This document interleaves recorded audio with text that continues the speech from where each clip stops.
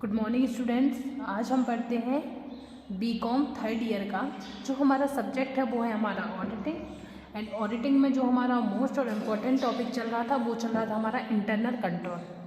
जो आंतरिक नियंत्रण है उसके कुछ पॉइंट्स इससे पहले वाली वीडियो में हमारे कंप्लीट हो गए हैं, तो आप लोग पिछली वीडियो जाकर देख सकते हैं जिससे आपका कोई भी टॉपिक मिस ना हो।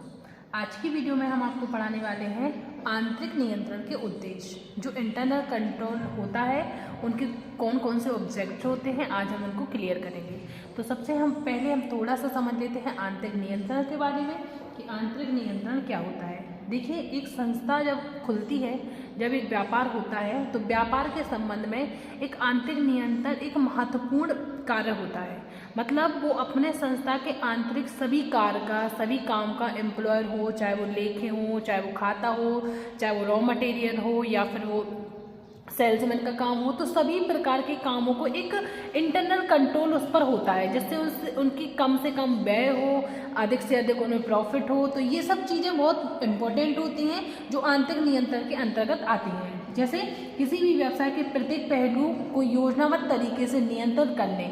योजनाबद्ध, पहले तो कोई ना कोई हम योजना बनाएंगे कि किस तरीके से हम अपने मतलब व्यवसाय को कंट्रोल में करेंगे, किस तरीके से हम अपना व्यवसाय चलाएंगे। तो हमारे खुद के कुछ ना कुछ रूल्स रेगुलेशन तो होते ही हैं, है ना। तो योजनाबद्ध तरीके से नियंत्रण, उसी योजना के अंतर्गत नियंत्रण करने के सभी उपायों को आंतरिक नियंत्रण के अंतर्गत आता है।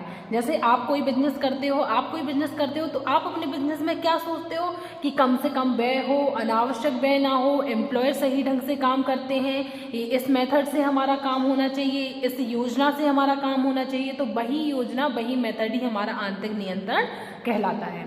अब हम देखते हैं आंतरिक नियंत्रण के उद्देश्य। आंतरिक नियंत्रण के कौन से उद्देश्य हैं? सबसे पहले है प्रबंध द्वारा निर्धारित नीतियों एवं प्रविधियों का अनुसरण करना।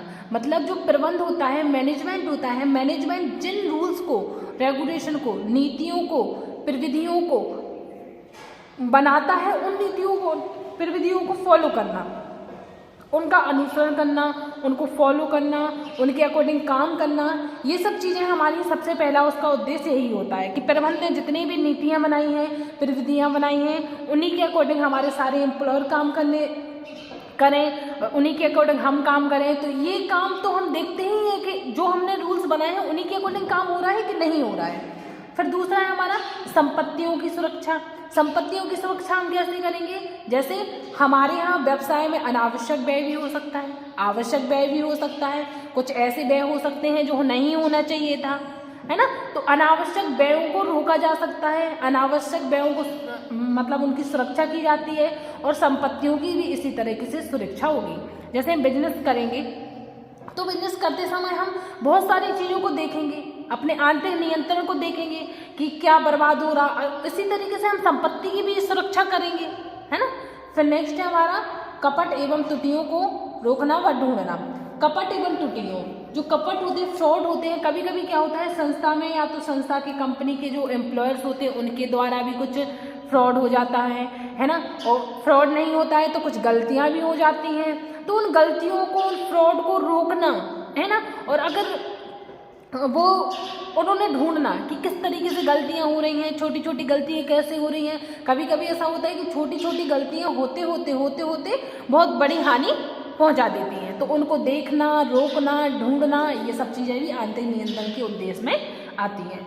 फिर इसके बाद है हमारा समुचित समय पर वित्तीय विवरणों का निर्माण। समुचित समय पर वित्तीय विवरण, वित्तीय विवरण मतलब होता है फाइनेंशियल जो मतलब अकाउंट होता है, जो विवरण होता है जो हम बनाते हैं, उनका निर्माण करना, है ना। समय समय पर हम अगर अपने लेखे तैयार नहीं करेंगे तो वो किस तरीके से बनेंगे, उनमें हमें व्यय समझ में नहीं आएगा, प्रॉफिट लॉस समझ में नहीं आएगा, और हम हर जगह पर कन्फ्यूज होते जाएंगे। तो समय समय पर वित्तीय विवरणों का निर्माण करना।